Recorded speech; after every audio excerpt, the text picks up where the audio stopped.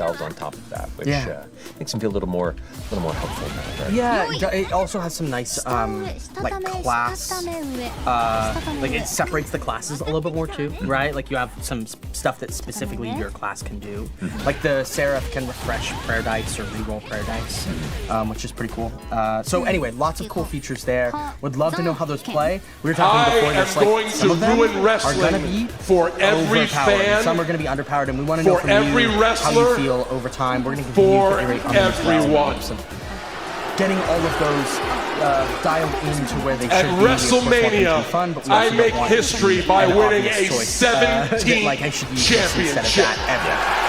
Exciting fun to play as an individual, exciting fun And to I play finally as a group dynamic, force you to forget the name finding of the unique ways to fun build machine characters while still finding Jetline. the self Woo! naturally Ric fits in Flair. a comfortable way. That's what we could You will try and own forever in this say the name John And also, Cena. as a note too, talking about armor mitigation, things, armor has been rebalanced across the board through testing. And now we're going range of armor scores. Oh, he got me.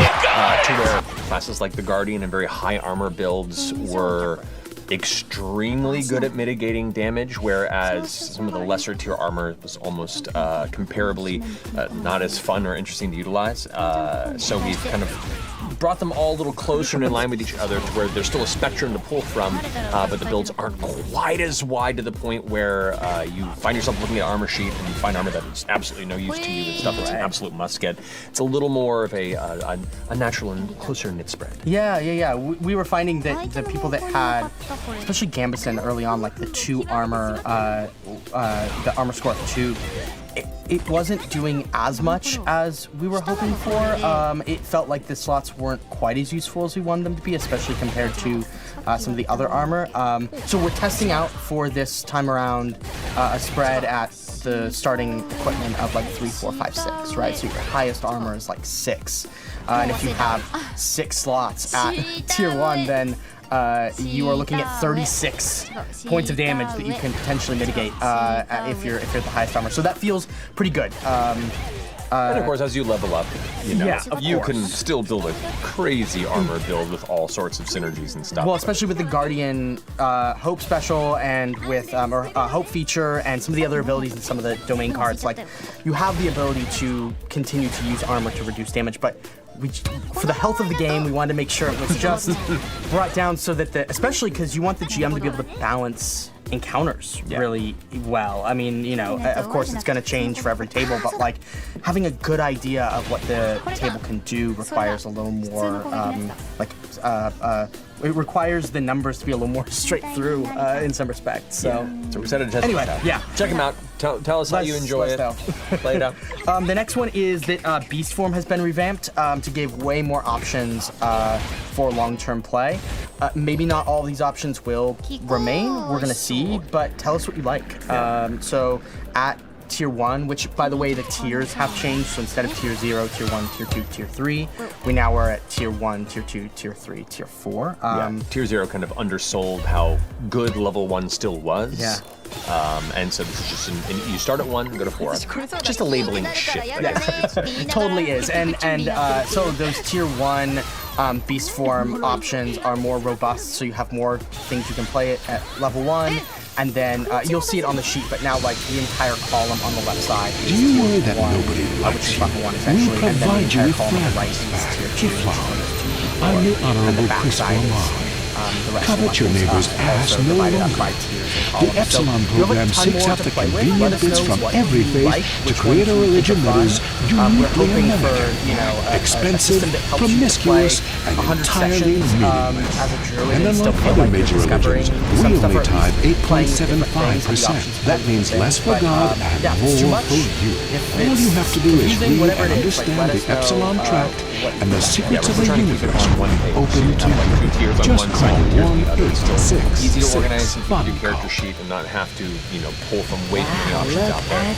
But relationships can see. Yeah, well, and also one of the things that's a little later on the list, but I'm going to jump to it now, is that in Beast Form, specifically, we've removed an armor score for each of the characters, and instead now you use your own armor. But there are some abilities that like change your damage thresholds, and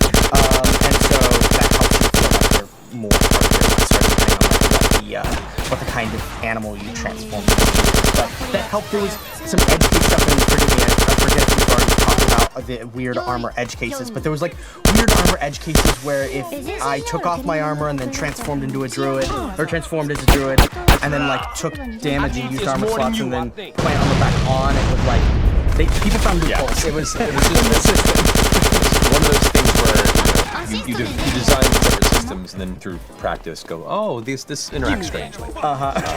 So yeah, we're fine tuning and refining and paring down how a lot of these things interact to make it a lot easier to engage with for new players and experience. Yeah, well, and just to go backwards for just a second, I think that the damage thresholds are also that is the goal, right? It's like to be able to also slim things down a little bit and help people to get into it a little bit easier. You only have to look at the 2 numbers and compare them against those. There aren't 3 numbers compared to now, so it's a matter of like streamlining things a little bit on this pass. A lot of kitchen sink design, moments throughout this beta where it's like throwing everything out there and whatever sticks. The few things that we can pair together. Yeah, and, it's been really helpful. Thank you also for do that. Yeah. I mean, honestly, we wouldn't be able to do it at the scale that we're doing it without you, so thank you. The next thing is campaign frames. Do you want to talk about those? Yes. We've kind of talked about them before. A little bit. Yeah, we gave you a sneak peek a little bit from the last stream, but campaign frames are essentially much like environments and other tools that we're giving to players and GMs to run their games. A campaign frame is kind of the larger pullback of examples and tools to build out an entire campaign through its themes, through a number of things you can pick and choose to essentially teach you, if this is your first time running a game, how to build out a campaign thoroughly and kind of stick to those themes and ideas or branch off them and make a good core backbone to it. And so we had a few of those incorporated as part of this beta that you can utilize, try out, see what things about it you find useful, what things you might like to see added to the frames if it's not quite robust enough for you. We're trying to find that fantastic middle ground where it's enough information to be inspiring and a good utility for you to use, but not overwhelming and so detailed that it is overwhelming. Yeah, that it becomes unwieldy and like it's not actually very useful too, and also isn't just a full like campaign book, right? Because like in success on this kind of thing, like there's a world in which there are campaign books and they run you through all of that, and I think the point of campaign frames for us is to like allow you and your table to have a discussion about the kind of fantasy game that you want to run, right? So like we have the 2 examples that we have in the manuscript currently are the Witherwild and Five Banner's. So the Witherwild is this kind of whimsical Nausicaa kind of feel, where it's like it's a world that has this has like a bloom, a spreading bloom that has taken over because of an invasion that's occurred, and the people are trying to figure out how to stop that. And it has a little bit like the Hobbit feel, and it's like a little more cozy, but also there's like some shit that comes up too, right? Yeah. Like that juxtaposition of like dark and light happen in the same space. So that's one very specific flavor of campaign, right? You're probably starting from humble origins. You're probably figuring out like what this place means to you and how the natural world has had an effect on your life, where something like Five Banners Burning is a full-out political campaign. So it is it's, maybe Game of Thrones or like Avatar The Last Airbender, where there are like factions that are all sort of fighting each other, and there's a bigger scope at play, a war that's on the precipice of breaking out. And so those are 2 very different styles of play that Daggerheart can function inside of, but by having a campaign frame that allows you to agree on what the style of play we're going for here is, you get on the same page and you all kind of know what it is we're going for with this, and it's designed that the GM can bring that to your table and be like, hey, I really want to play in the Witherwild. I really want to do a Witherwild campaign. Do we feel like that might be fun? And then, they can read some of the background stuff for you that they that's in there, so that you understand where your character is coming from. And there's also these cool things, and forgive me, I don't remember what we talked about last time, but one of the things that we included is campaign mechanics. So specific mechanics that are there for that campaign that you're running. So like the Witherwild has specific, if you interact with something that is infected by the Witherwild, like there are specific mechanics that you can use to be able to reinforce how that works. And Five Banners Burning has like this tracking of factions and allows you to have a little more of that like larger scope. Anyway, I'm really excited about it. For those who really know what it takes to be beautiful, Hair Gruber Spa. One last thing I'll say. After running residential facilities in Germany, Switzerland, and then Brazil for many years, the renowned German beautician, scientist, and disciplinarian has come to San Andreas. At Hair Gruber Spa, you'll be taken to a whole new level.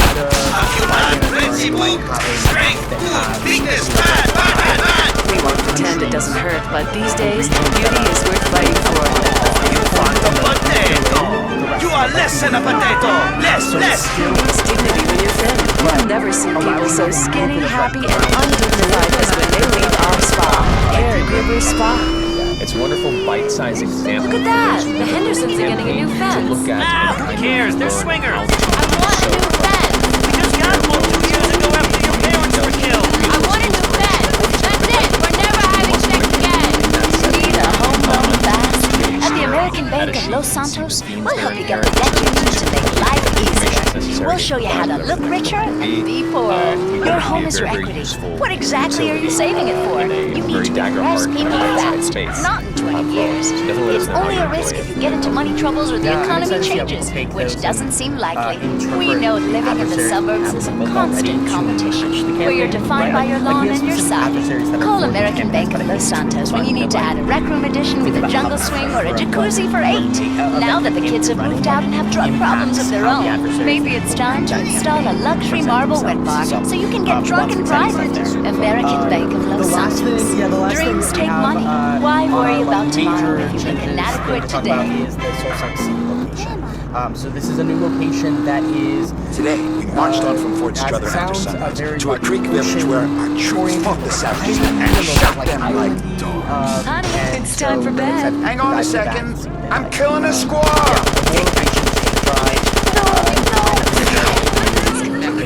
My husband was getting so bored he didn't have any interest to spend money on, but he's always loved history. Then I heard about grown men who like to play with toy soldiers. War is so We do interesting. have some minor changes. Commemorative miniatures. I About began starting by with faithfully some rebuilding leveling up Charge options and after where that, players now choose a tier of leveling up. I've An built additional accurate option recreations to take an additional domain card of your level prisoner war camps and space. forced People that labor death want to camps. have a few Now I cards spend all at my their time disposal painting in toy their soldiers and loadouts attending eventually conventions.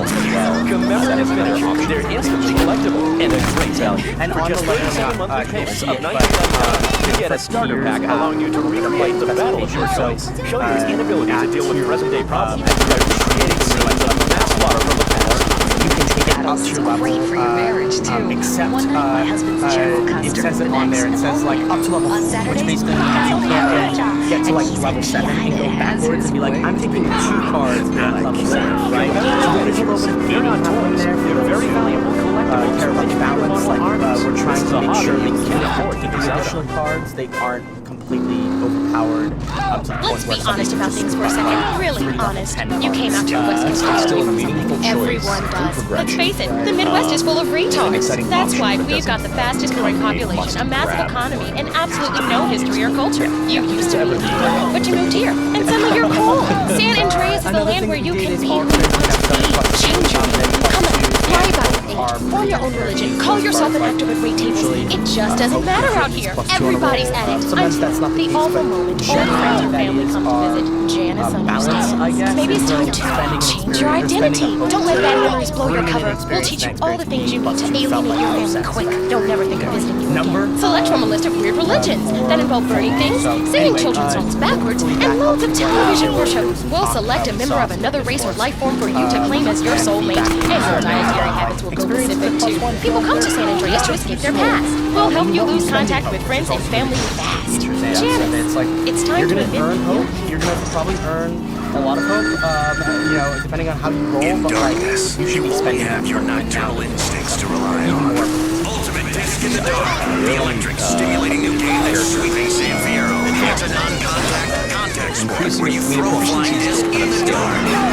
upgrades, but It's a new competitive sport for the uncompetitive. An aggressive action-packed game for those who love nature and living on the edge. It's harder than football. It's faster than rugby. It's about throwing a plastic disc and catching it. Pitch, then catch. Run to the goal and score. Ultimate disc in the dark. Just like a